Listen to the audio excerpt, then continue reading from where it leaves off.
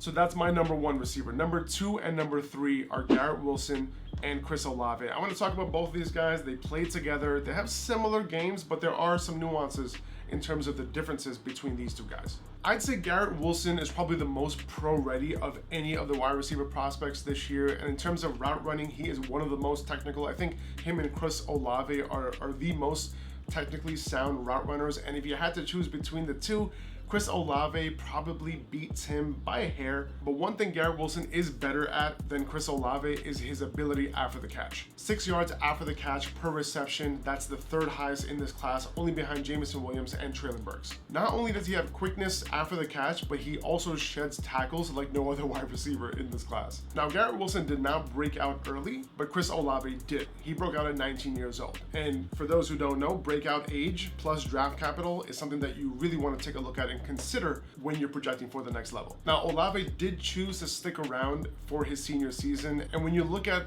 first round non-early declares, you're not looking at a great history in terms of those guys who became top 24 wide receivers and not many top 12 wide receivers either. But that is just one factor. He is the guy who broke out early. Garrett Wilson did not, but Garrett Wilson is an early declare and he does have that first round draft capital.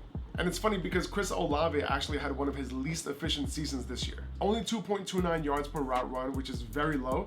But then when you look at his career yards per route run, it's actually higher than Garrett Wilson's. And despite Olave's overall yards per route run being very low, his yards per route run against man coverage this year was actually one of the best in the class. At the end of the day though, Olave's separation skills are legit. And both of these guys absolutely killed on the types of routes that NFL teams ask wide receivers to run.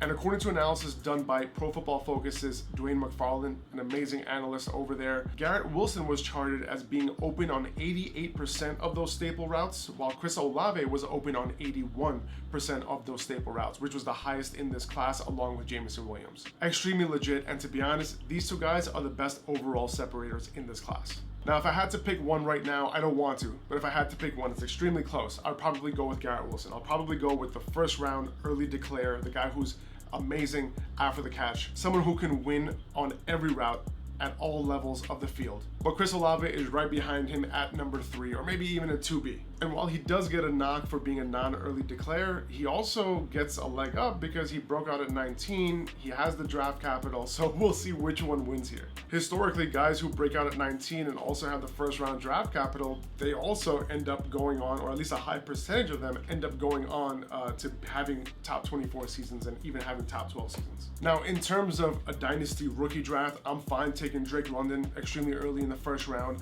I'm good taking both Garrett Wilson and Chris Olave within the top 5 picks as well. All right, guys, thank you so much for watching the top 5 wide receivers in this draft class. If you want more of these videos, please subscribe. Please like this video. See ya.